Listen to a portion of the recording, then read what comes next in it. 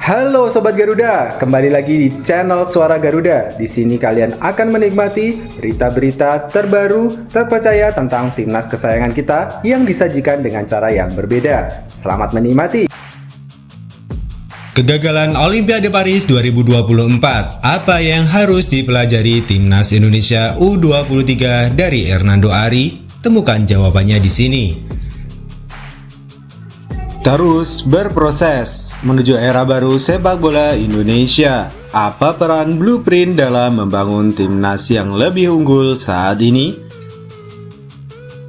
Pesan mendalam Marcelino Ferdinand setelah kekalahan pahit timnas Indonesia U23 dari Guinea U23.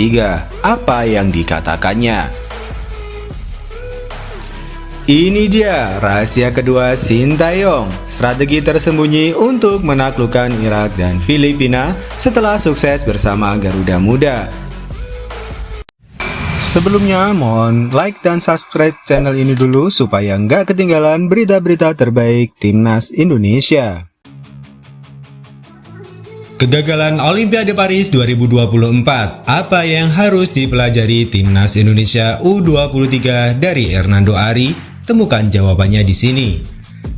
Timnas Indonesia U23 harus menyerahkan impian Olimpiade Paris 2024 setelah kekalahan tipis dari Guinea U23 di babak playoff. Gol penalti Ilaik Moriba pada menit ke-29 mengakhiri harapan Garuda Muda dalam laga yang berlangsung di Paris, Prancis.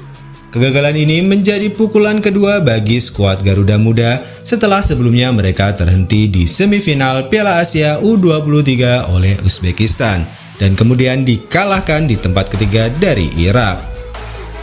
Meskipun kekecewaan menyelimuti tim, kiper utama Hernando Ari menilai bahwa ini adalah momen untuk belajar dan tumbuh. Kekalahan ini memberi banyak pelajaran bagi kami, meskipun awalnya kami bertekad untuk tampil di Olimpiade, takdir berkata lain. Kami harus terus belajar dan berbenah untuk masa depan, kata Hernando Ari kepada media. Kapten Witan Sulaiman juga menambahkan bahwa meski mereka tidak mencapai tujuan akhir, perjuangan tim Piala Asia U23 dan playoff Olimpiade patut diapresiasi. Kami telah menunjukkan semangat dan kerja keras di lapangan, meskipun hasilnya tidak sesuai harapan. Ini adalah langkah penting dalam perjalanan kami.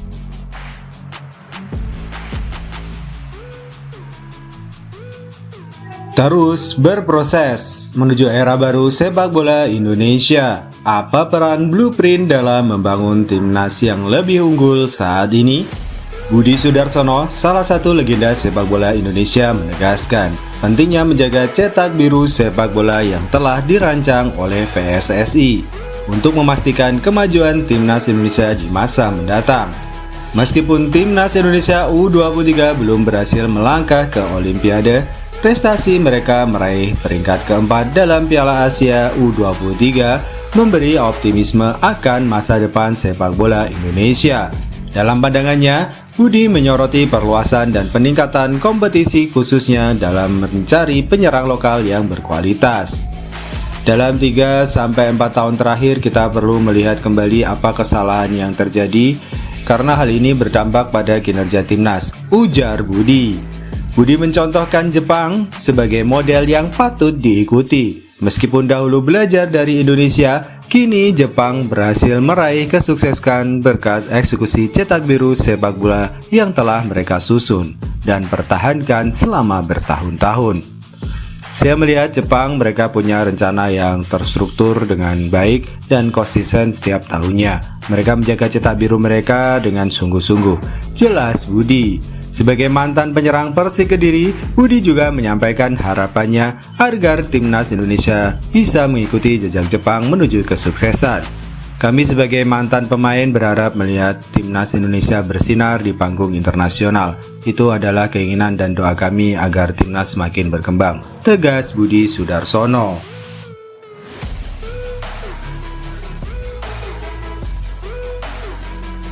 Pesan mendalam Marcelino Ferdinand setelah kekalahan pahit timnas Indonesia U23 dari Guinea U23. Apa yang dikatakannya? Meskipun timnas Indonesia U23 harus menyerah dari Guinea U23 dalam babak playoff Olimpiade Paris 2024, Marcelino Ferdinand tidak lupa mengucapkan terima kasih atas dukungan yang diterima oleh Garuda Muda. Pertandingan yang berlangsung di Stade Pierre Pibarot, Prancis pada Kamis lalu menjadi pukulan bagi harapan Garuda Muda untuk tampil di Olimpiade. Namun, kekalahan ini tidak menghentikan semangat Marcelino dan rekan-rekan timnya. Setelah perjuangan mereka dari Piala Asia U23 hingga babak playoff Olimpiade Paris 2024, Marcelino membagikan pesan singkat di akun Instagram pribadinya. Terima kasih untuk semuanya, disertai dengan emoji love berwarna putih. Meski sempat mendapat kritik karena dianggap kurang dalam permainan kolektif, Marcelino tetap memberikan kontribusi penting dengan mencetak 2 gol dari 6 pertandingan di Piala Asia U23 2024. Meskipun harus menunda mimpi untuk tampil di Olimpiade tahun ini, Marcelino dan rekan-rekannya telah membuktikan bahwa Garuda Muda mampu bersaing di level Asia.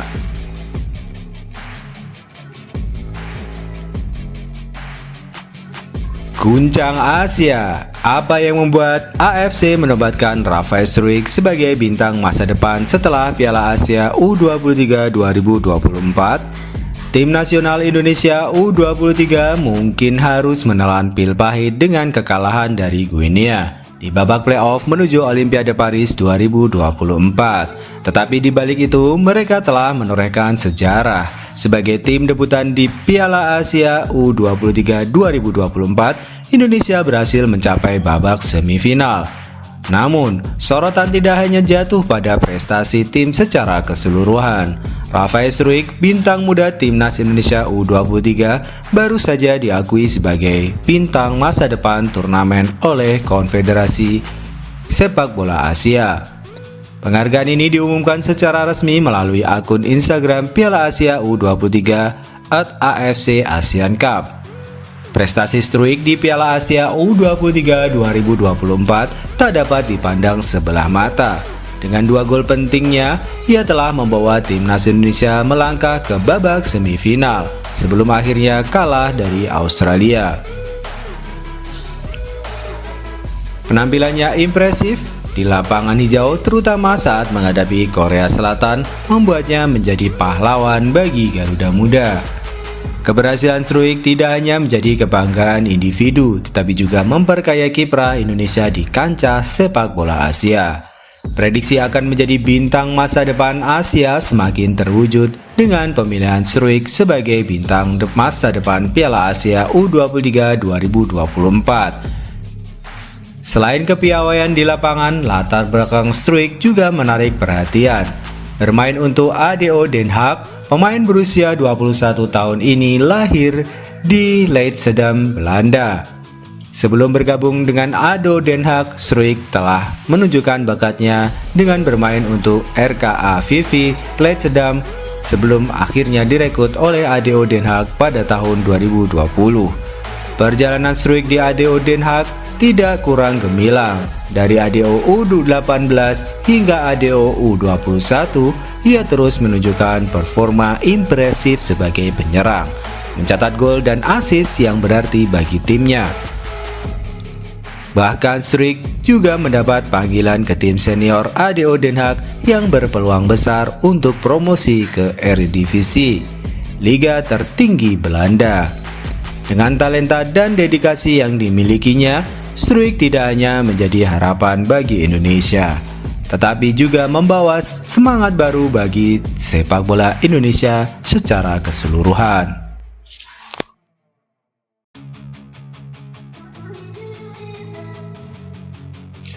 Ini dia rahasia kedua Sintayong, strategi tersembunyi untuk menaklukkan Irak dan Filipina setelah sukses bersama Garuda Muda. Setelah menorehkan sejarah bersama timnas Indonesia U23, Sintayong bersiap kembali memimpin timnas Indonesia di level senior. Sejak April lalu, pelatih asal Korea Selatan itu telah fokus mengarahkan Garuda Muda di Piala Asia U23, di mana Indonesia tampil untuk pertama kalinya. Sebagai tim debutan, Indonesia berhasil membuat kejutan dengan mencapai babak semifinal. Prestasi ini diraih setelah mengalahkan Australia dan Yordania di babak penyisihan grup A, serta Korea Selatan di babak perempat final. Meskipun kalah dari Uzbekistan di semifinal dan Irak di perebutan tempat ketiga, pencapaian ini patut diapresiasi dan akan selalu dikenang oleh penggemar sepak bola tanah air. Namun, tantangan baru melatih Sintayong dan timnya di level senior. Beberapa pemain kunci timnas U23 seperti Witan Sulaiman, Hernando Ari, dan Rafael Struijk juga telah menjadi bagian dari tim senior.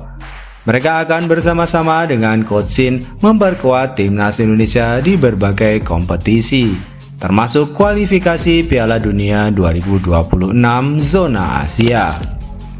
Pelatih Garuda akan menghadapi Irak dan Filipina dalam dua laga terakhir grup F.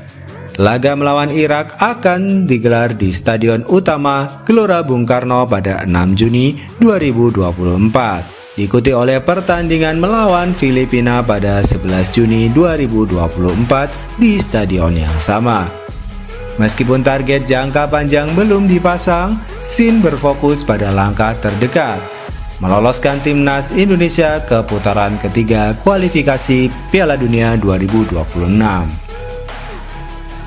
Saat ini, timnas Indonesia berada di peringkat kedua klasemen grup F, di belakang Irak yang sudah memastikan satu tiket menuju putaran ketiga. Untuk memastikan langkah mereka, Indonesia hanya membutuhkan satu kemenangan pada laga mendatang.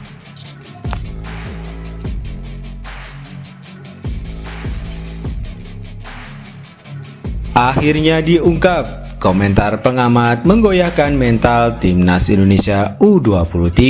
Apa yang terjadi sebenarnya?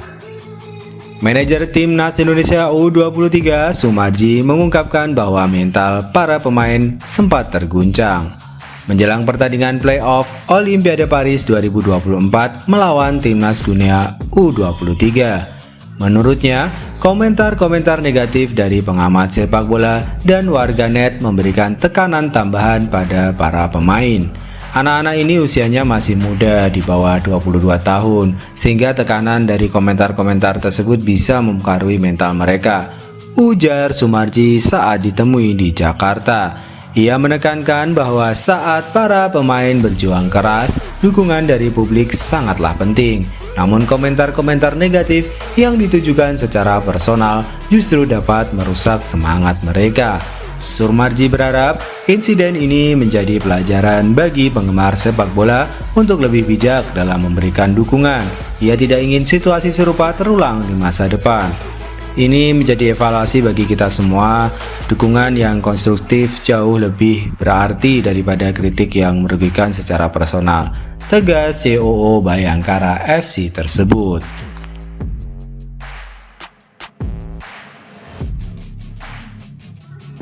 Misteri terkuak, strategi andalan timnas Indonesia lawan Irak. Terobosan taktis dari Piala Asia U23 bisa buat geger publik. Strategi apa itu? Setelah keberhasilan mencapai posisi 4 di Piala Asia U23 2024, kini giliran Sintayong yang harus menyiapkan timnas Indonesia untuk tantangan baru, kualifikasi Piala Dunia 2026 zona Asia. Sebagai tuan rumah, Indonesia akan menjadi tempat bertemunya dengan Irak dan Filipina di Stadion Utama Gelora Bung Karno, Jakarta. Dalam jadwal yang telah ditetapkan, laga kontra Filipina akan berlangsung pada 6 Juni, diikuti dengan pertandingan melawan Irak 5 hari setelahnya. Dengan perolehan 7 poin, timnas Indonesia saat ini berada di posisi kedua di grup F, hasil dari 2 kemenangan, 1 imbang dan 1 kekalahan. Kemenangan atas Irak menjadi sangat penting karena akan membawa Indonesia melangkah ke babak 3 dengan koleksi 10 poin. Meskipun rekam jejak pertemuan antara Indonesia dan Irak menunjukkan dominasi Irak, perkembangan pesat timnas Indonesia menjanjikan pertandingan yang ketat. keputusan PSSI untuk menaturalisasi sejumlah pemain keturunan telah membawa angin segar bagi timnas. Dari pemain-pemain naturalisasi tersebut, Rafael Struijk dari ADO Den Haag, Belanda, telah menjadi kekuatan utama timnas Indonesia, terutama dalam peran sebagai pemimpin serangan. Selain Struijk, Justin Hubner dari Cerezo Osaka, Jepang juga menjadi aset berharga bagi tim. Meskipun terlihat dingin, Hubner telah memperlihatkan kontribusi yang signifikan, terutama dalam memperkuat lini belakang. Sementara itu, Nathan dari Swansea City, Inggris juga menjadi sorotan karena kontribusinya yang signifikan dalam membawa timnas U23 melaju semifinal Piala Asia U23 2024 di Qatar. Keberhasilan ini tidak hanya membanggakan Indonesia, tetapi juga menjadi sorotan dunia. Dengan potensi pemain seperti Nathan, Indonesia memiliki peluang besar untuk mengalahkan Irak dan melangkah ke babak ketiga kualifikasi Piala Dunia 2026 zona Asia. Sebuah prestasi yang akan menggetarkan dunia sepak bola.